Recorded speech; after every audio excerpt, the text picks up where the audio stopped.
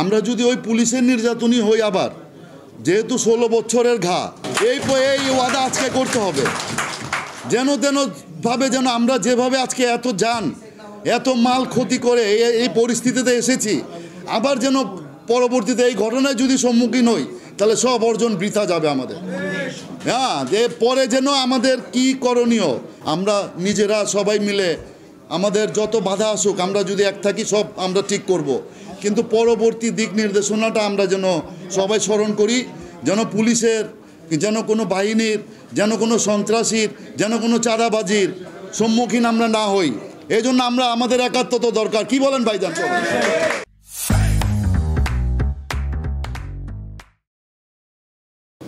আজকে আমরা কোটা আন্দোলনে আমাদের দেশ বিধ্বস্ত, দেশে অবস্থা অনেকটাই খারাপ দিকে গেছে। 2-3 দিন, 1 মাসে আমরা অনেক কিছুই হারাইছি, অনেক ছাত্র, অনেক মা বোন, এটা মানে পাখির মতো গুলি করে মরেছেন, গুলি করে মারা হয়েছে। তো যাই হোক, গত সোমবার দিন আমাদের সাবেক প্রধানমন্ত্রী পদত্যাগ করেছেন। ওনার পদত্যাগ করায় মঙ্গলবার দিন আমাদের দেশে বিচ্ছিন্ন ঘটনা অনেক হয়েছে, জ্বালাও পোড়াও, অনেকটাই অস্থিতিশীল পরিস্থিতি। প্রত্যেকটা থানার মধ্যে মানে পুলিশ নাই, থানা প্রত্যেকটা লক। সারা বাংলাদেশে এরকম অবস্থা হয় নাই। এবং গত যেদিন আমাদের সাবেক প্রধানমন্ত্রী পদত্যাগ করছেন সেখানে বিজয়, সারা বাংলাদেশের মানুষ বিজয় উৎসব করেছেন। কিন্তু মঙ্গলবারের দিনটা আমাদের জন্য একটা খারাপ গেছে অনেক। ওই দিনে অনেক কিছুই আমরা আরও মানে মানুষও মারা গেছে, প্রায় 100 মানুষ, এবং জ্বালাও পোড়া অনেক কিছু হয়েছে। যাই হোক, এটা বিচ্ছিন্ন ঘটনা। আপনারা জানেন গত 3-4 বছর আগে আমেরিকায় একটা মানুষকে বেকায়দা মেরে ওখানেও লুটপাট হয়েছে। আমেরিকার মতো দেশেও কিন্তু লুটপাট হয়েছে, অনেক কিছু হয়েছে। আমেরিকার মতো দেশেও যদি এগুলো হয়ে থাকে, ওই হিসাবে আমাদের দেশে এটা কিছুই না, বিচ্ছিন্ন ঘটনা ধরা যায়।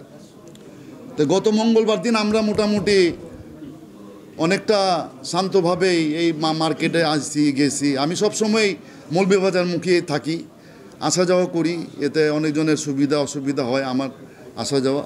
তো কালকে সকালে আমাদের সভাপতি সাহেবের সাথে পরামর্শ করে কালকে সকালে আমরা মাইকিং করে মার্কেট খোলার পরামর্শ নিয়ে মার্কেট খোলার জন্য সবাই আহ্বান করছি, এবং আমাদের ছোট মাইক দিয়ে আমরা আহ্বান করছি। আমি নিজে সশরীরে গিয়ে পুরা মৌলভীবাজার, বেগম বাজার, চক বাজার, খান মার্কেট, মনসুর খান প্লাজা, ওগুলি বন্ধ ওই সাইট, ওখানে নাকি কি গন্ডগোল, ওই জন্য আমরা আর ওইটা খুলতে পারি নাই।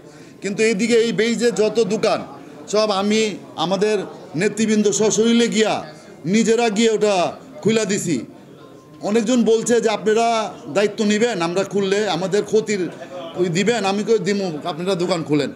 তা আল্লাহর রহমতে যদি সৎ সাহস থাকে, আমরা যদি একাত্ম থাকি, তাহলে কোনো সমস্যা এই পর্যন্ত হয় না, হবেও না আল্লাহর রহমতে। এটা আমরা বিশ্বাস করি। আমাদেরকে একতা থাকতে হবে। এখন সবচেয়ে বড় কথা হলো আমরা ব্যবসায়ী, আমরা কোনো চোর বাটপার না, আমরা কোনো চুরি বাটপারি করতে যাইনি। এই জন্য এখানে আমরা একতা আছি দেখেই আছি, এই পর্যন্ত কোনো ঘটনা ঘটে নাই, আর সামনেও ঘটবে না। আমি গত পরশুদিন ওসি সাহেবকে রিং দিছিলাম, বেচারা রিং ধরে নাই। আজকে উনি আমাকে রিং দিছে একটু আগে, যে আমাদের আইজি সাহেব আমাদেরকে 4টা বাজে মিটিং দিছে ভাই। আমি কই কোনো সমস্যা নয়, আপনার যত রকমের সহযোগিতা লাগবে, থানায় আমরা আসা যাওয়া করতেছি, আমরাও আছি আপনার সাথে। উনিও আশ্বাস পাইছেন।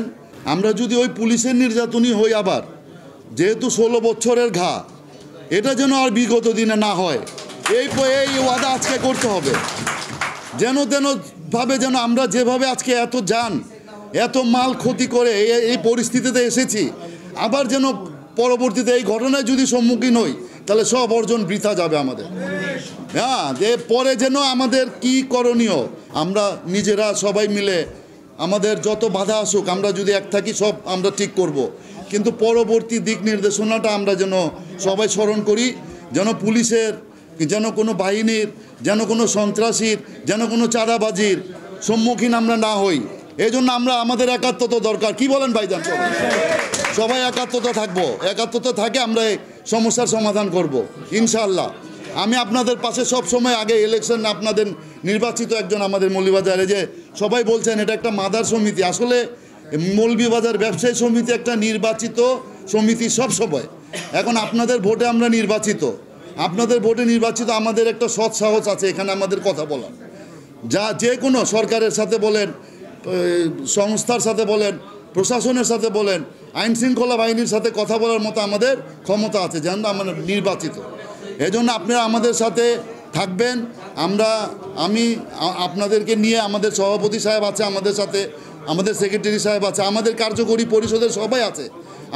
আপনাদের যত রকমের অসুবিধা হবে আমরা সবাই মিলে এগুলি ইনশাআল্লাহ ঠিক করব আল্লাহর রহমতে।